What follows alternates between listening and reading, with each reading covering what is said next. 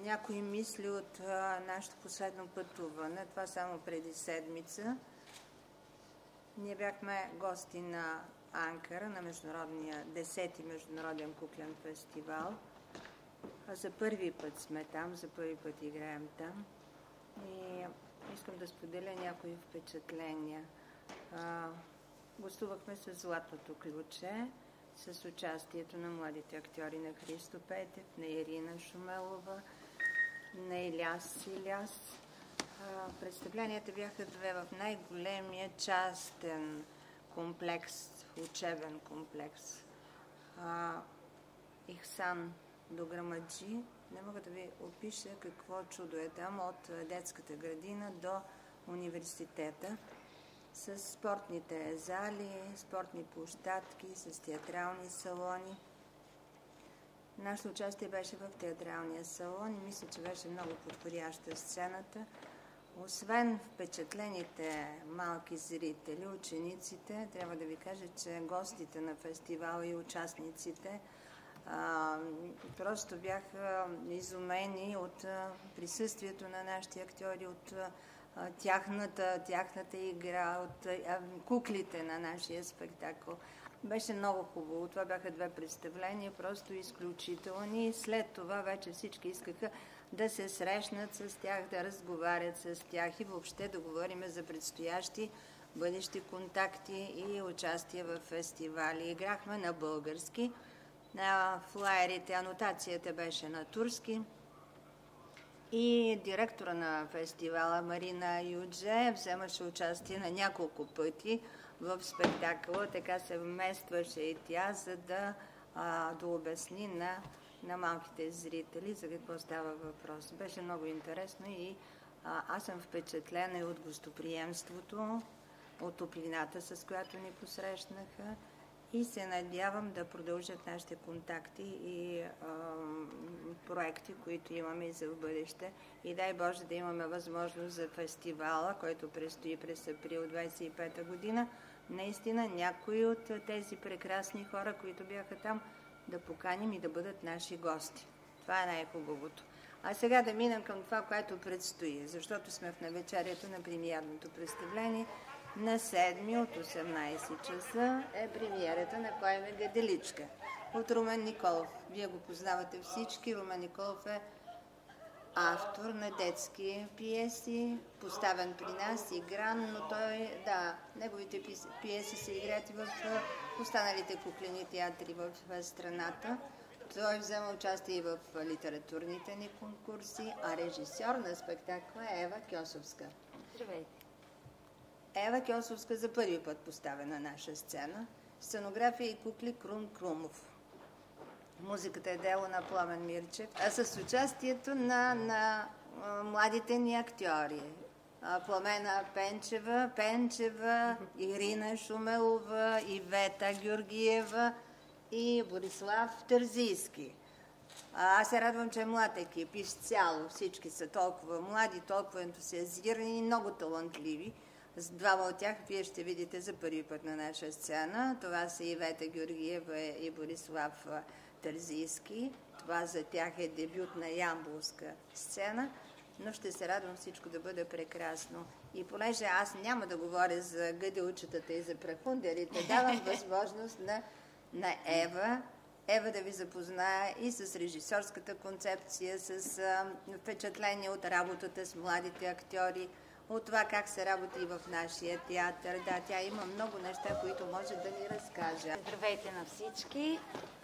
Първо и аз искам да използвам възможността да благодаря на Елена и на целия екип на театър Георги Митев Ямбол за гостоприемството, за удоволствието да работим тук, за огромната помощ и за прекрасното настроение, което имахме по време на целия репетиционен период.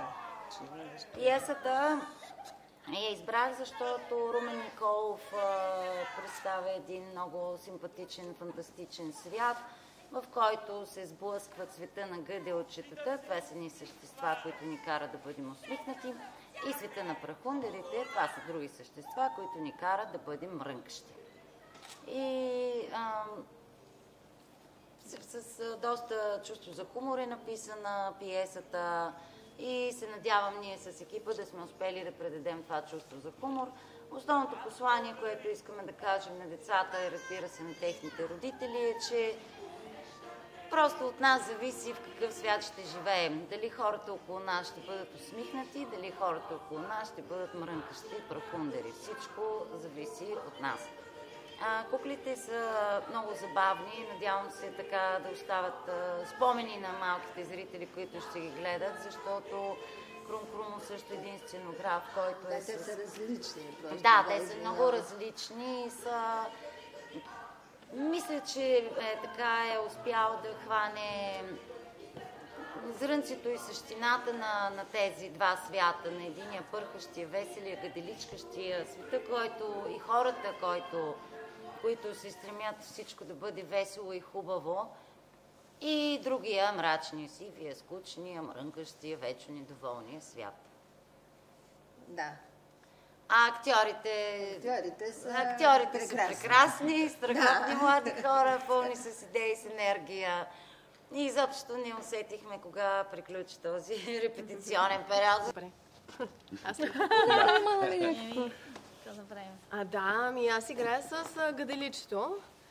То е едно много будно, много инициативно и весело същество, което умее с лекота да преобръща всяка мрачна мисъл в хубава, положителна емоция, да, и усмивка. Аз съм главният прахундер, най-страшният в тази приказка, който обаче накрая претърпява една метаморфоза. И така. Няма да разказвам всичко, за да могат зрителите да се насладят на прекрасния спектакъл. Аз играя мама Гаделина. Тя е майката на малкото гаделче, която е много подкрепяща, много буйна майка и много отворена за всякакви нови приключения. И гадели. Най-добре. Аз играя татко Гътко и малкия прахунди, който е част от прахундерската банда, но претърпява катарзис и ще разберете на премиерата какво се случва с прахунди. И ще се радвам да ви видим като част от публиката. Да, заповядайте. Имате ли гадел? Има няколко вида гадел. Такъв, който те кара да се смееш.